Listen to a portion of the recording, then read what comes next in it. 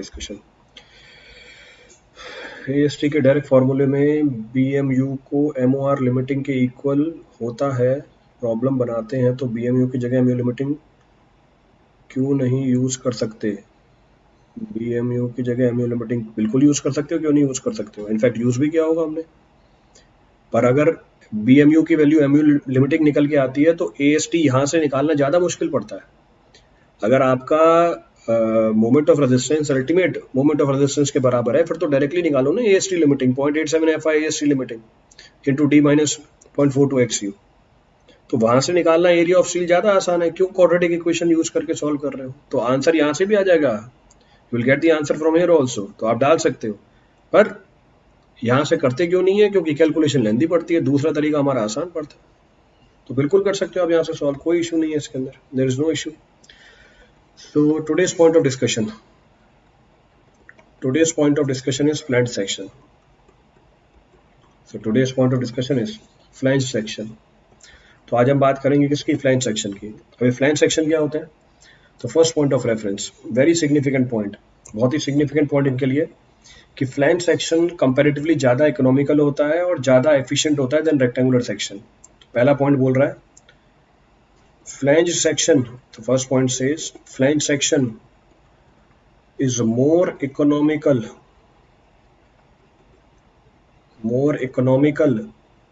and efficient, more economical and then efficient than rectangular section. More efficient and economical than rectangular section. So whenever, जब भी हमें opportunity मिलेगी हम rectangular section को replace करा देंगे फ्लैंज सेक्शन से। अभी दोनों बातों का मतलब समझाता हूँ। सो whenever it is possible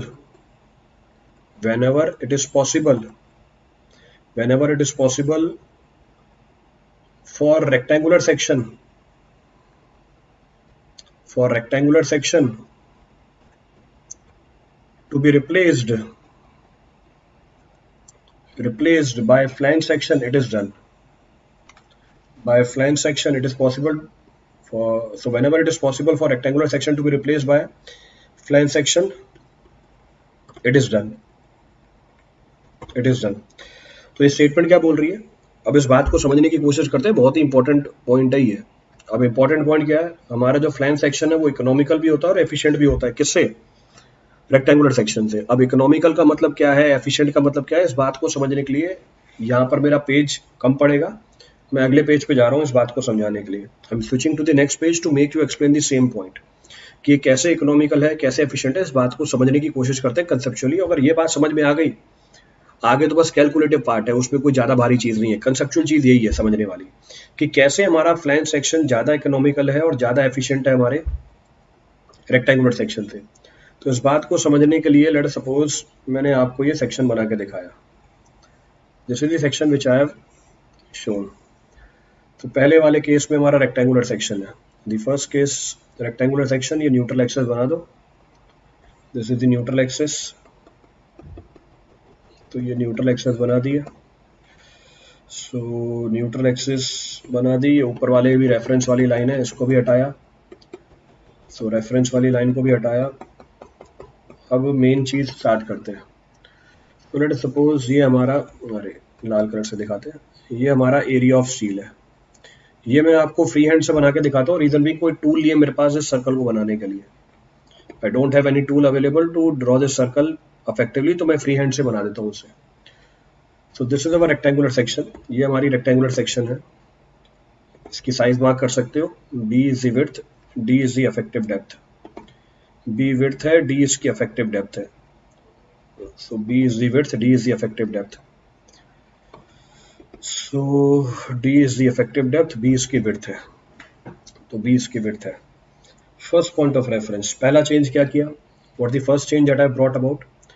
पहला चेंज है मैंने विड्थ तो उतनी रखी है, तो विड्थ में तो कोई चेंज नहीं किया न्यूट्रल एक्सिस के ऊपर। तो चेक करना, बीम की विड्थ उतनी रखी है, उतनी लग रही है बीम की विड्थ। बीम की विड्थ तो उतनी लग रही है। मैंने न्यूट्रल एक्सिस के नीचे क्योंकि कंक्रीट क्रैक्ड सेक्शन होता है, क्रैक्ड सेक्शन मतलब कंक्रीट तो नेग्लेक्ट करके चलते हो, you neglect the concrete below the neutral axis. अब क्योंकि आप कंक्रीट को नेग्लेक्ट करके चलते हो न्यूट्रल एक्सिस के नीचे, तो कंक्रीट का काम होता है बस स्टील को क्या करके रखना, होल्ड करके रखना। The purpose of the concrete is only to hold the steel. तो मैंने क्या किया, मैंने जो कंक्रीट प्रोवाइड कर रखा था पूरी विड्थ के लॉन्ग, उसकी विड्थ को रिड्यूस कर दिया। I have reduce it's width. और इस कंक्रीट का काम क्या है हमारा, इस कंक्रीट का काम है बस स्टील को होल्ड करके रखना। The purpose of this concrete is only to hold the steel. तो इसका काम है स्टील को होल्ड करके रखना। So purpose of this concrete is to hold the steel. तो मैंने बाकी सारी चीजें सेम रखी, rest everything is kept same. बस मैंने क्या किया, what I have done, I have reduce the area of the concrete below the neutral axis. अगर मैं कंक्रीट का एरिया रिड्यूस कर दूं न्यूट्रल एक्सिस के नीचे, अगर मैं कंक्रीट का एरिया रिड्यूस कर दूं न्यूट्रल एक्सिस के नीचे, हमारे बीम की एफिशिएंसी में कोई फर्क नहीं पड़ेगा। There will be no change in the efficiency of the beam. अब कैसे एफिशिएंसी में फर्क नहीं पड़ेगा भी दिखाता हूं, दैट आई विल शो कि एफिशिएंसी में कैसे फर्क नहीं पड़ रहा, how there is no change in efficiency. तो ये हमारा एरिया ऑफ स्टील है, this is our area of steel. और तीसरा ऑप्शन मैं आपको दिखा रहा हूं, तीसरा ऑप्शन ये है हमारे पास, तीसरा ऑप्शन है फ्लैंज सेक्शन हमारा। सो this is the third option, flange section. अब ये इकोनॉमिकल भी है, this is economical also and this is efficient also. कैसे इकोनॉमिकल है कैसे एफिशिएंट है उसकी जानकारी भी देता हूँ आपको। एक बार डायग्राम बन जाए मेरे, डायग्राम बनाना यहाँ पे एक चैलेंज होता है, to draw a diagram, that is the biggest challenge here. So BF is greater than B, so width of the flange is more than width of the rectangular section। और ये हमारा web है, this our web reason. तो ये हमारी web reason है। Sir economic growth कैसे होगी, इकोनॉमिक ग्रोथ कैसे होगी, इसका बाम आता है, लगाया करो रोज, इसका एक बाम आता है, मुंह पे भी लगाया करो और कहीं इच्छा हो लगाने की वहां पे भी लगा लो, उससे इकोनॉमिक ग्रोथ हो जाती है। सो ये हमारी विड्थ है, दिस इज अवर विड्थ।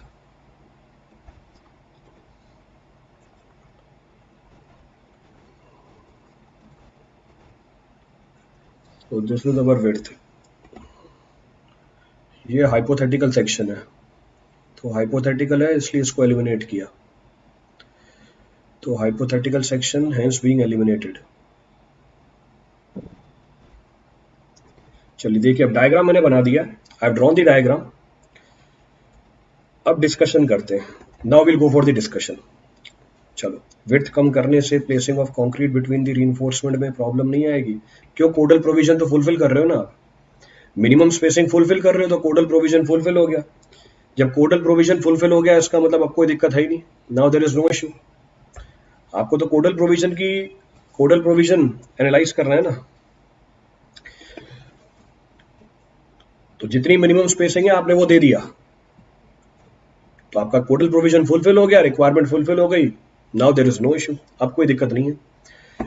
तो अब मुझे क्या दिखाना है, अब मुझे ये D है, ठीक है। तो ठीक है, अब मुझे दिखाना है lever arm. So this is our lever arm in the first case, this is our lever arm in the first case। ये हमारा लीवर आर्म है पहले केस के अंदर, और ये हमारा लीवर आर्म है दूसरे केस के अंदर, तीसरे केस के अंदर।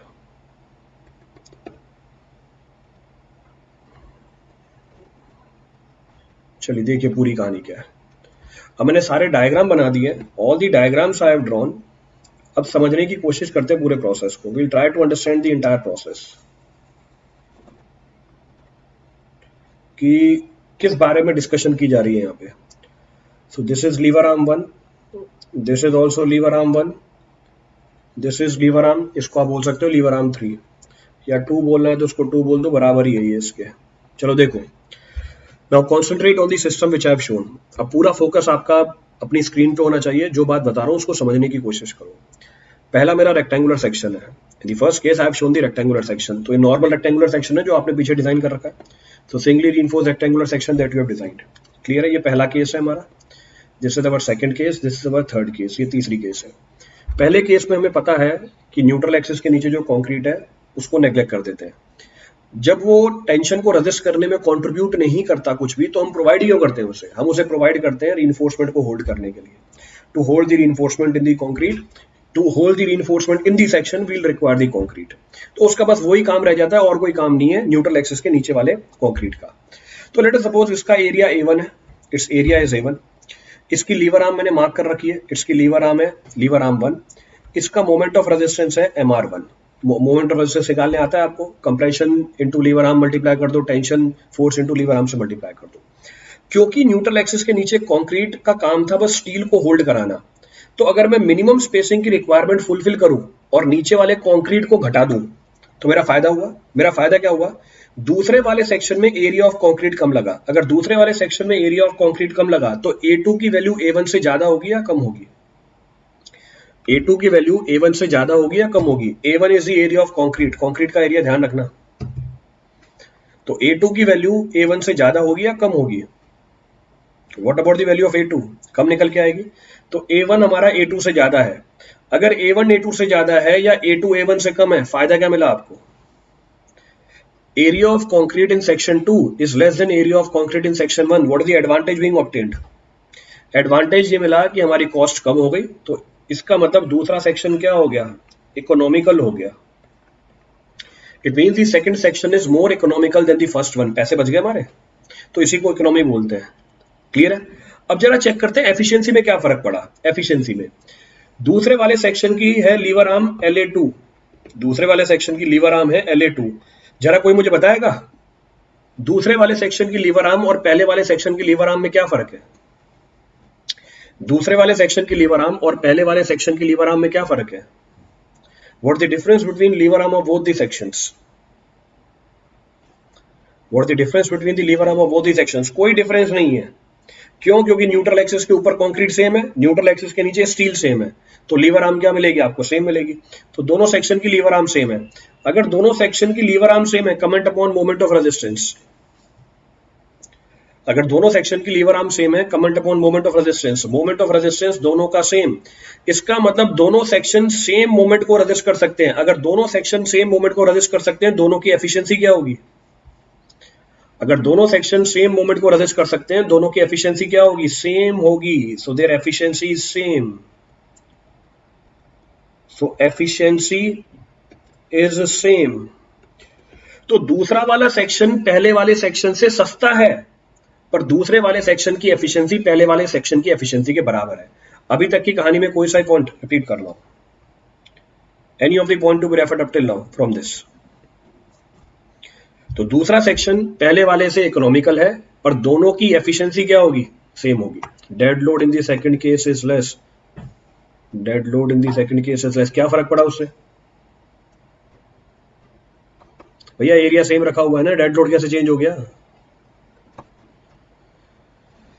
हे भगवान, जरा एक बार बताना मेरे को कैलकुलेट करके, कौन बोला ये? कहाँ गया? गायब हो गया डेड लोड वाला। प्रियांशु सोनी, एक बार कैलकुलेशन करके बताना कि दोनों सेक्शन का एरिया सेम है पर दूसरे वाले में डेड लोड कम है। एक बार कैलकुलेट करके बताना ये चीज। Give me the calculation of this. चलिए आगे बढ़ते हैं। अब मैंने तीसरा सेक्शन बनाया। अब तीसरा सेक्शन कैसे बनाया? तीसरे सेक्शन का एरिया मैंने दूसरे सेक्शन के एरिया के बराबर रखा। तो तीसरे सेक्शन का एरिया मैंने दूसरे सेक्शन के एरिया के बराबर रखा। बस किया क्या? व्हाट आई हैव डन, जरा देखना। न्यूट्रल एक्सिस के ऊपर जो हमारा कंक्रीट का एरिया था, इसको मैंने डिस्प्लेस कराया, इसको मैंने डिस्प्लेस कराया। कहने का मतलब यह है कि न्यूट्रल एक्सिस के जस्ट ऊपर मैंने विड्थ को कम करा दिया, और जैसे जैसे मैं न्यूट्रल एक्सिस से दूर होता गया मैंने विड्थ को बढ़वा दिया। इसका मतलब मैंने ज्यादा एरिया कहां कॉन्सेंट्रेट कर दिया? मैंने ज्यादा एरिया कॉन्सेंट्रेट कर दिया away from the neutral axis. तो एरिया में कोई फर्क नहीं पड़ा, एरिया में कोई फर्क नहीं पड़ा। अगर एरिया में कोई फर्क नहीं पड़ा, जरा इकोनॉमी पे बताना क्या फर्क पड़ेगा? अगर तीसरे सेक्शन का एरिया दूसरे सेक्शन के एरिया के बराबर है, बस मैंने किया क्या?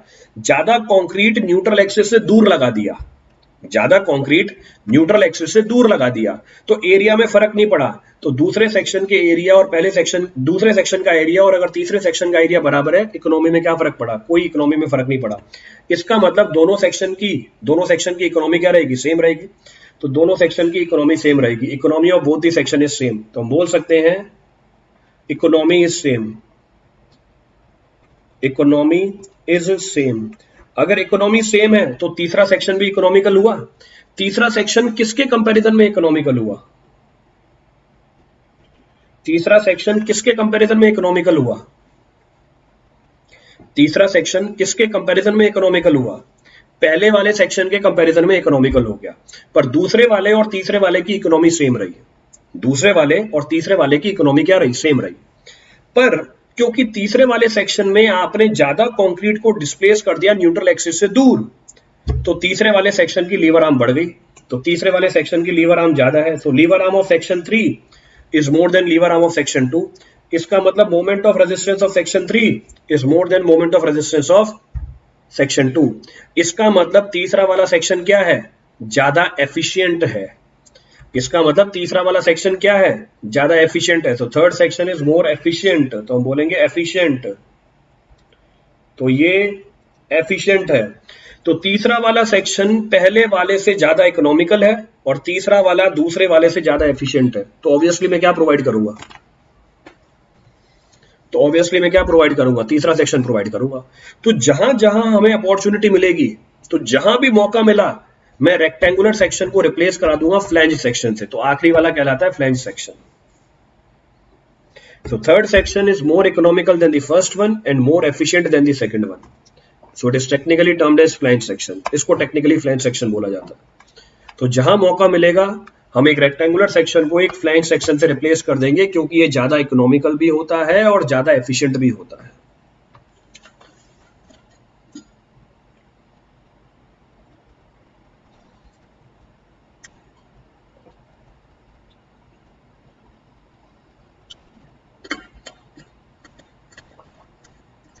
क्लियर है पूरी कहानी?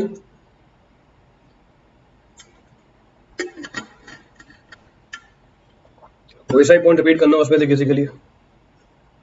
Any of the point to be referred from this?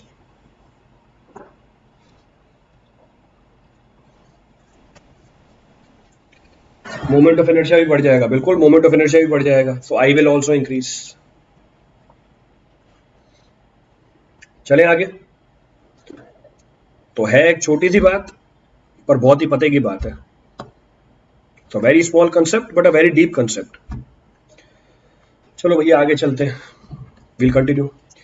एक सेक्शन को फ्लैंज सेक्शन तभी बोला जाएगा when there is no relative motion between the flange and web. अब ध्यान रखना, a section will be considered as flange section only if there is no relative motion between the flange and the web. अगर relative motion आ गया flange और web के बीच में, वो फ्लैंज सेक्शन नहीं कहलाएगा। क्लियर है? तो ये अगला पॉइंट आ गया। तो नेक्स्ट पॉइंट मेंशन कर दिया। तो नेक्स्ट पॉइंट क्या है? नेक्स्ट पॉइंट ये बोलता है a section is considered as flanged if there is no relative motion between the flange and web. If there is no relative motion between the flange and web, or you can say casting is done monolithically. Web को भी शायद rib बोलते हैं। हाँ बोल सकते हो, rib भी बोल सकते हो, वेब भी बोल सकते हो, एक ही बात है। It is one and the same thing. तो एक सेक्शन को फ्लैंज सेक्शन तभी बोला जाता है जब फ्लैंज और वेब या रिब के बीच में कोई रिलेटिव मोशन नहीं हो। अगर रिलेटिव मोशन हुआ उसको फ्लैंज सेक्शन नहीं बोला जाएगा। तो ये हमारी फ्लैंज है, this is our flange, this is web और रिब। अगर दोनों के बीच में रिलेटिव मोशन हो गया तो it will not be termed as flange section. तो दोनों की न्यूट्रल एक्सिस अलग अलग है। Neutral axis of both the section is different. तो फ्लैंज की न्यूट्रल एक्सिस अलग है और नीचे वेब की न्यूट्रल एक्सिस या रिब की न्यूट्रल एक्सिस अलग अलग है। जब दोनों की न्यूट्रल एक्सिस ही अलग अलग है तो बात ही खत्म हो गई। बात खत्म हो गई मतलब दोनों का आपको स्ट्रेस डिस्ट्रीब्यूशन सेपरेटली मिलेगा। सो this is the stress distribution of both. ये स्ट्रेस डिस्ट्रीब्यूशन निकल के आएगी दोनों की। तो दोनों की स्ट्रेस डिस्ट्रीब्यूशन सेपरेट एनालिसिस होती है। तो ये इंडिविजुअल सेक्शन की तरह काम ही नहीं करता, ये दो अलग अलग सेक्शन की तरह काम करता है। So it behaves like two different section. तो ये फ्लैंज सेक्शन नहीं है, नीचे मेंशन कर दिया। So not a flange section, so it is not a flanged section, not a flanged section। Clear? इसके बीम और स्लैब की कास्टिंग एक साथ होती है, बिल्कुल। अगर आपको फ्लैंज सेक्शन की डिजाइनिंग करनी है तो एक साथ होती है। अगर आप मोनोलिथिक कास्टिंग कर रहे हो, इसका मतलब वो फ्लैंज सेक्शन की तरह डिजाइंड है। Hence it is designed like a flange section। Relative motion means क्या? Motion due to couple generation. हाँ, मोशन ड्यू टू लोडिंग। जब आप लोड अप्लाई करोगे, दोनों में मोशन डेवलप हो जाएगा, स्ट्रेन डेवलप हो जाएगी, स्ट्रेन विल बी डेवलप्ड। तो जहां पर इनका इंटरफेस है, वहां पर आपको स्ट्रेन अलग अलग मिल जाएगी। तो जहां पर इंटरफेस है, वहां पे आपको स्ट्रेन अलग अलग मिल जाएगी। तो इस चीज से बचने का तरीका क्या है? इस चीज से बचने का तरीका है कि दोनों की कास्टिंग एक साथ करो। जब दोनों की कास्टिंग, दोनों मतलब फ्लैंज और वेब की कास्टिंग एक साथ की जाती है, इसको बोला जाता है monolithic construction. So this is technically termed as monolithic construction. Clear है चीज? क्लियर है पूरी कहानी? इसलिए बीम स्लैब की कास्टिंग एक साथ होती है। तो अगर आपने बीम और स्लैब की कास्टिंग एक साथ करी, if the casting of beam and slab is done monolithically, it means simultaneously, तब आपको ये सेक्शन फ्लैंज सेक्शन की फॉर्म में बिहेव करता हुआ दिखेगा, यानी अब ये इंडिविजुअल सेक्शन कहलाएगा। Now it will be termed as individual section. तो इस बार इसकी न्यूट्रल एक्सिस एक ही होगी, this will be its neutral axis. तो दोनों सेपरेट सेक्शन की तरह बिहेव नहीं करेंगे, both will not behave like separate section. तो इस बार ये इंडिविजुअल सेक्शन ही है हमारा। हो सकता है डायग्राम छुप जाए वीडियो के पीछे, तो परेशान मत होना, कोई फर्क नहीं पड़ता इससे। तो हो सकता है डायग्राम छुप जाए वीडियो के पीछे, तो उससे परेशान मत हो जाना। ये हमारा स्टील के लेवल पे आ गया। So this is the steel which has been provided. सो ये हमने स्टील प्रोवाइड कर दिया। क्लियर है? रिपीट करना है इसमें से कुछ? राकेश रमन, क्लियर है मोनोलिथिक कंस्ट्रक्शन क्या होती है? What is termed as monolithic construction? चलें आगे। Any of the point to be refer from this for anyone? कोई सा ही पॉइंट रिपीट करना हो उसमें से किसी के लिए? नहीं, ओवरलैप नहीं हुआ, बहुत बढ़िया। अब फ्लैंज सेक्शन के बहुत सारे एडवांटेज हो सकते हैं, फ्लैंज सेक्शन के बहुत सारे केसेस हो सकते हैं। ये एडवांटेज क्या बोल रहा हूँ, फ्लैंज सेक्शन के बहुत सारे केसेस हो सकते हैं। जैसे मैंने अभी कौन सा बना के दिखाया है? टी शेप्ड सेक्शन बना के दिखाया है। अब जरूरी नहीं है टी शेप्ड सेक्शन ही फ्लैंज सेक्शन होता है। There are several options, there are several examples of T shaped section. T भी हो सकता है, एल भी हो सकता है, आई भी हो सकता है, इन्वर्टेड टी भी हो सकती है, इन्वर्टेड एल भी हो सकता है। ये सारे के सारे क्या होंगे? आइसोलेटेड को, हाँ इसको आइसोलेटेड बोलेंगे। आइसोलेटेड का मतलब होता है इंडिविजुअल, अकेला। आइसोलेटेड का मतलब होता है इंडिविजुअल या अकेला। जबकि क्या हो सकता है, ये बीम स्लैब कॉन्फ़िगरेशन के साथ भी हो सकता है, ये कंटिन्यूअस भी हो सकती है। अब कंटिन्यूअस का एग्जांपल भी ले लूंगा मैं, I take the example of continuous also. तो फ्लैंज सेक्शन के बहुत सारे, first case is not flange, second case is yes, so it is flange section. तो दूसरा हमारा फ्लैंज सेक्शन है।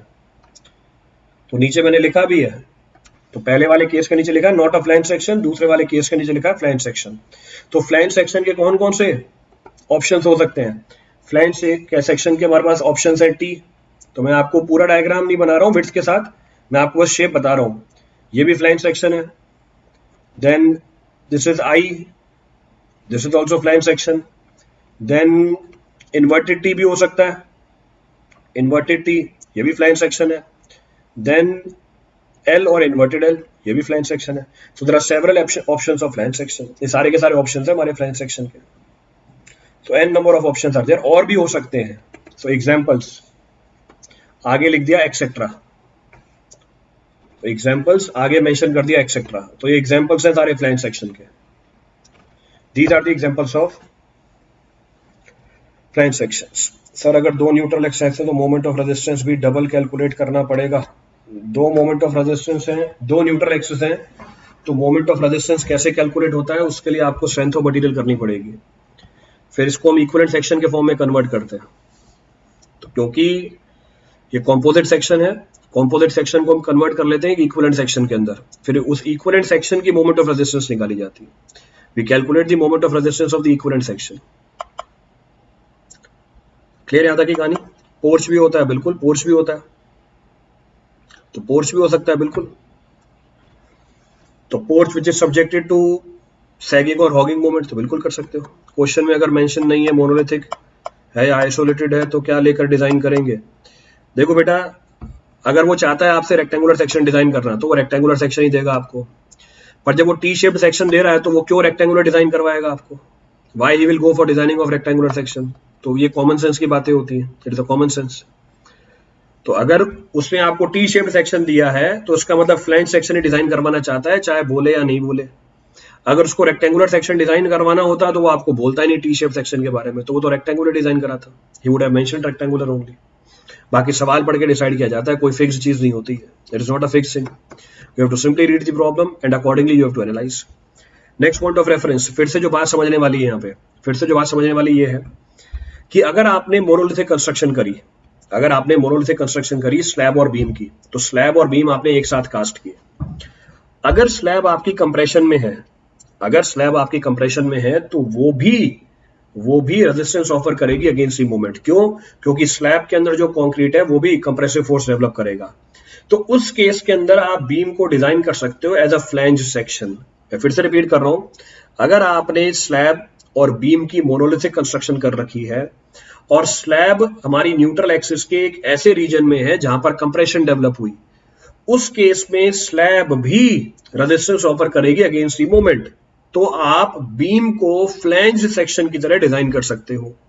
पर आपने बीम और स्लैब की मोनोलिथिक कंस्ट्रक्शन करी, पर स्लैब के अंदर टेंशन है, उस केस में आप बीम को डिजाइन करोगे एज रेक्टेंगुलर सेक्शन। बहुत ही इंपॉर्टेंट चीज है ये, it is a very important thing, directly objective में आती है। इसको समझाने के लिए मैं आपको फिर से एक नोट तो मेंशन कर ही देता हूं, डायग्राम के फॉर्म में समझाऊंगा इस बात को, और बहुत ही इंपॉर्टेंट चीज है, तो उसको लिख देता हूं। If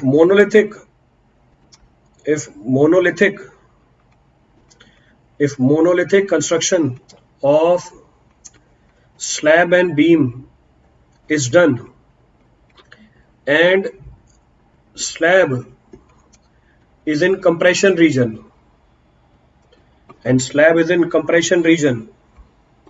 design the beam as T-beam or flange beam. Design beam as flanged section. But if slab is in tension region, अगर स्लैब हमारी टेंशन रीजन में है, design beam as rectangular section. अब बीम को आप कैसे डिजाइन करोगे? Rectangular section की तरह डिजाइन करोगे। क्लियर है पूरी कहानी? Why first is not flanged and second is फ्लैंज्ड?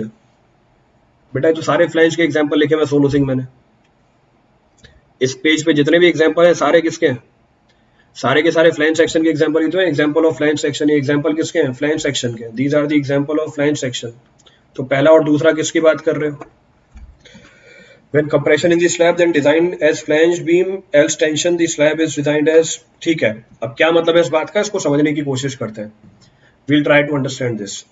इसको समझने के लिए मैंने एक मोनोलिथिक कंस्ट्रक्शन दिखाई है आपको। I've shown a monolithic construction।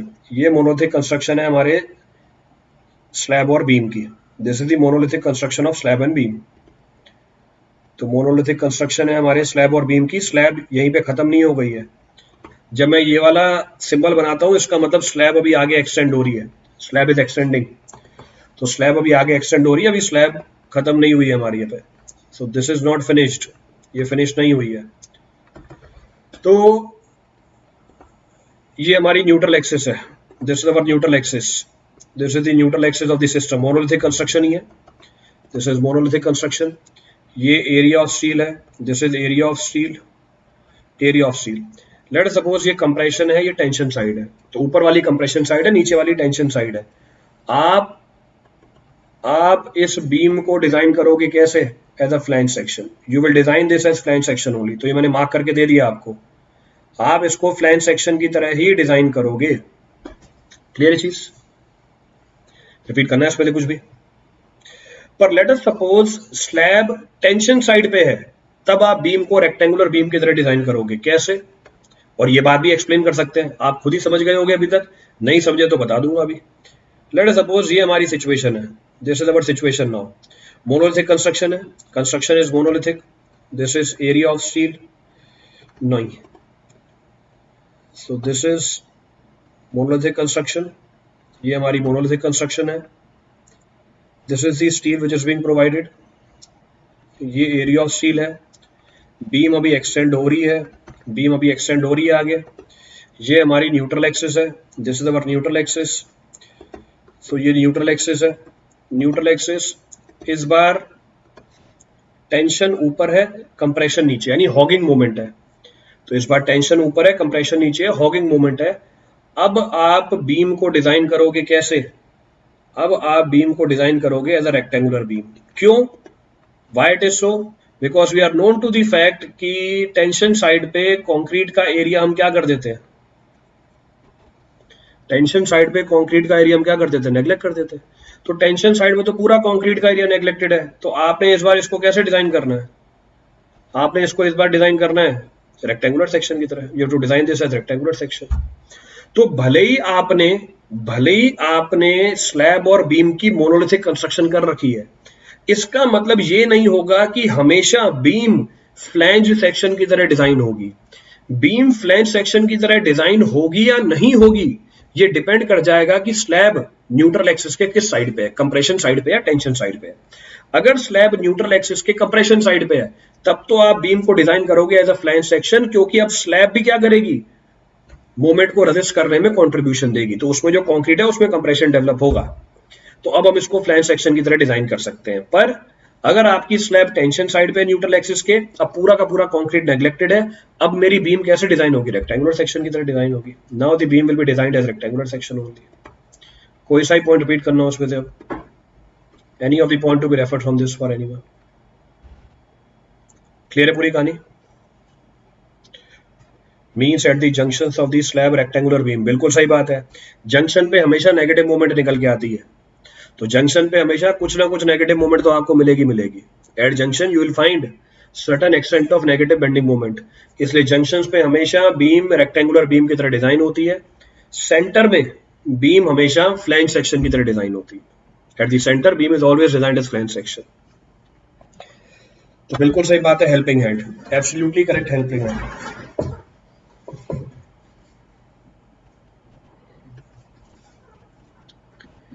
L कब करेंगे एक बार बोल दीजिए बेटा, अभी तो बता दिया।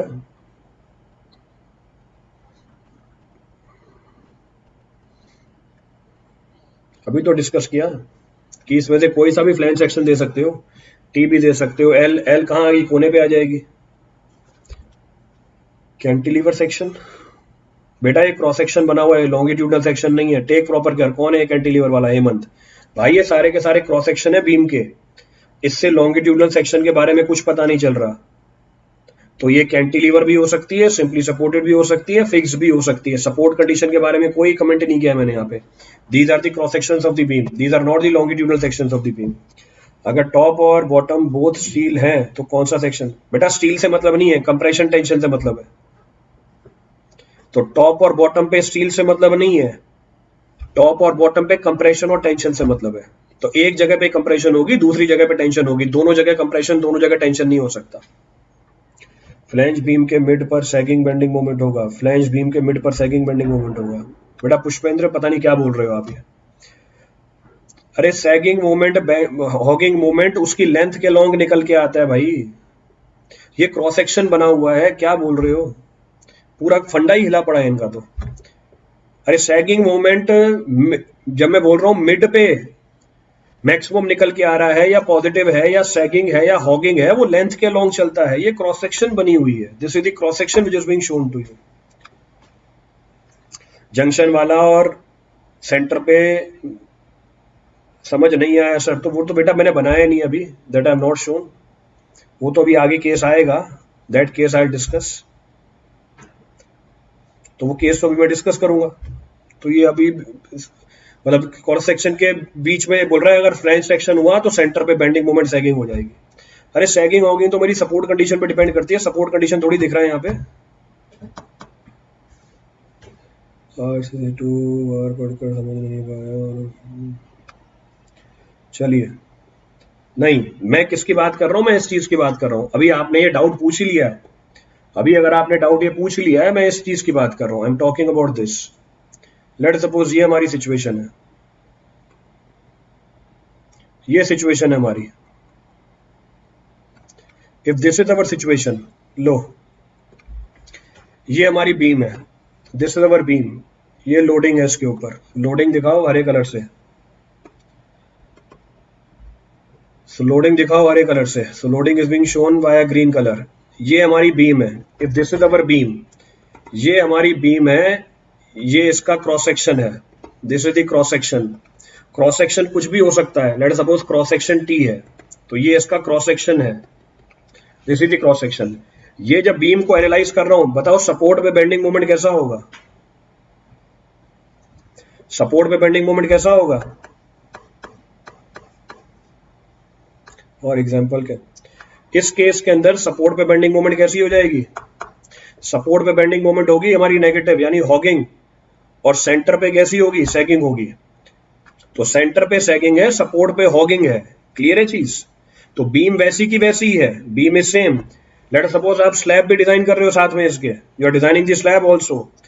अब मेरे कहने का मतलब ये था कि जब कोने पे जाओगे आप, कोने पे इसी इसी को डिजाइन करोगे किसकी तरह, रेक्टेंगुलर सेक्शन की तरह। पर जब मिड स्पैन में इसी सेक्शन को डिजाइन कर रहे हो तो एज अ फ्लैंज सेक्शन की तरह डिजाइन कर रहे हो। तो मैंने ये बात बताई है आपको, this is the point I discuss. तो यहाँ पे हमारी बेंडिंग मोमेंट, तो अगर मैं बेंडिंग मोमेंट बताऊं, नेगेटिव मिलेगी, यहाँ पे पॉजिटिव मिलेगी, यहाँ पर नेगेटिव मिलेगी। तो मेरी बीम का सेक्शन तो वही रहेगा, टी सेक्शन ही रहेगा, पर कोनों पे आप इसको डिजाइन करोगे कैसे, एज रेक्टेंगुलर सेक्शन। तो ये डिजाइंड होगा रेक्टेंगुलर सेक्शन की तरह। सो डिजाइंड एज रेक्टेंगुलर सेक्शन। यहां पर भी कैसे डिजाइन करोगे, रेक्टेंगुलर सेक्शन की तरह डिजाइन करोगे, पर यहां पर कैसे डिजाइन करोगे, फ्लैंज सेक्शन की तरह डिजाइन करोगे। तो मैं तो आपको ये चीज बता रहा था, आप बोल रहे थे सर टी सेक्शन के सेंटर पे सैगिंग बेंडिंग मोमेंट होता है। ये टी सेक्शन के सेंटर पे थोड़ी ना सैगिंग बेंडिंग मोमेंट होता है, वो तो डिपेंड करेगा मेरी सपोर्ट कंडीशन के ऊपर, it depends upon the support condition. Clear है पूरी कहानी है पुष्पेंद्र। अगर कैंटिलीवर डिजाइन करेंगे तो रेक्टेंगुलर लेंगे बिकॉज हॉगिंग मूवमेंट फिर से डिपेंड करेगा भैया इन्वर्टेड है या नहीं है, कोई भी चीज फिक्स थोड़ी ना है। ये देखो दूसरा आया राकेश हरिवर, मतलब आज आपके डाउट ही क्लियर करता हूँ फालतू फालतू के, आज आपके डाउट ही क्लियर कर रहा हूँ फालतू फालतू के। ये राकेश बोल रहा है कि सर कैंटिलीवर है, लो भैया तुम्हारा कैंटिलीवर, लो भैया तुम्हारा कैंटिलीवर, ये कैंटिलीवर है तुम्हारा। तो तुम्हारा कैंटिलीवर नहीं है, मतलब बीम हमारी कैंटिलीवर है, सपोर्ट कंडीशन ऐसा है। तो support condition is like this. ये मैंने क्रॉस सेक्शन काट के दिखाया, ये मैंने क्रॉस सेक्शन काट के दिखाया, और ये मेरी क्रॉस सेक्शन है, this is the cross section. जरा बताना कैसे डिजाइन करोगे इस बार, कौन था ये, राकेश ही बताएगा, राकेश ही बताएगा। कैंटिलीवर है पर डिजाइन कैसे होगा, फ्लैंज सेक्शन की तरह डिजाइन होगी या रेक्टेंगुलर सेक्शन की तरह डिजाइन होगी। तो कैंटिलीवर है, मैंने आपको क्रॉस सेक्शन काट के दिखाई, ये फ्लैंज की तरह डिजाइन होगा राकेश या रेक्टेंगुलर की तरह डिजाइन होगा। This section will be designed as flanged or as rectangular section। तो आप तो बोल रहे थे रेक्टेंगुलर की तरह होगा, ये देखो दूसरा है, बोलना मुश्किल है। अरे इस बार टेंशन कहां पर होगी, इस बार टेंशन न्यूट्रल एक्सिस के ऊपर है ना। So now tension is above neutral axis, compression neutral axis के नीचे है, तो मैं फ्लैंज की तरह डिजाइन करूंगा ना इसे। तो कोई भी चीज अपनी दिमाग से मत डेवलप कर लिया करो, कोई भी चीज अपनी दिमाग से मत डेवलप कर लिया करो। जितना बोल रहा हूं चुपचाप बैठ के सुनो, बीच में पोको मत। हर बार बोलता हूं कि मेरी बात तो खत्म होने दिया करो, पोको मत।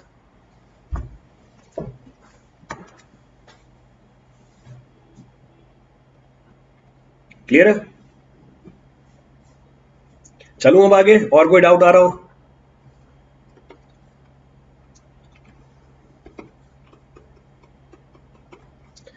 चलूं या और कोई डाउट आ रहा है। हो गया, टाइम तो बर्बाद कर दिया आपने पूरा, जाओ छुट्टी हो गई आज की। अब क्या प्रोसीड, दूसरी क्लास है मेरी अब इसके बाद, अब बाद में करेंगे प्रोसीड। हो गया, डाउट खत्म। मेरे को एक टॉपिक और कराना था, टॉपिक के बीच में ही हो गया।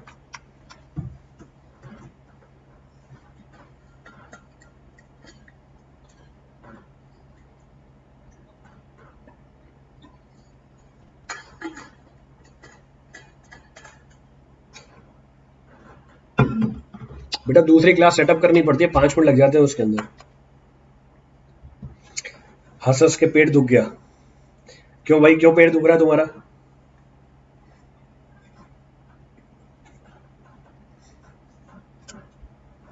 बिना मतलब के पेट दुखा रहे तुम। हमें डाउट नहीं आते इसका मतलब ये तो नहीं कि समझ नहीं आता हमें। बिल्कुल सही बात है। ये देखो अग्निहोत्री, अभी टाइम है 10 मिनट का।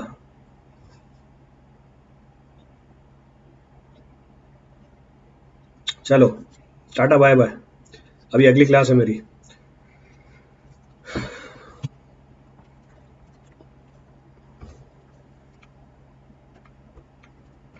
फ्लैंज सेक्शन को ही मोनोलिथिक बोलेंगे, या जो आइसोलेटेड है। मोनोलिथिक का मतलब होता है एक साथ कास्ट करना। तो जिसको आप रेक्टेंगुलर की तरह डिजाइन कर रहे हो वो भी मोनोलिथिक है, जिसको आप फ्लैंज की तरह डिजाइन कर रहे हो वो भी मोनोलिथिक है। मोनोलिथिक टाइप ऑफ कंस्ट्रक्शन है। फ्लैंज्ड और रेक्टेंगुलर डिजाइनिंग है हमारी, कि आप सेक्शन को डिजाइन कैसे कर रहे हो। तो monolithic type of construction means आपने स्लैब और बीम की कास्टिंग एक साथ कर दी। अब डिजाइनिंग आप रेक्टेंगुलर की तरह भी कर सकते हो, डिजाइनिंग आप फ्लैंज की तरह भी कर सकते हो। चलिए।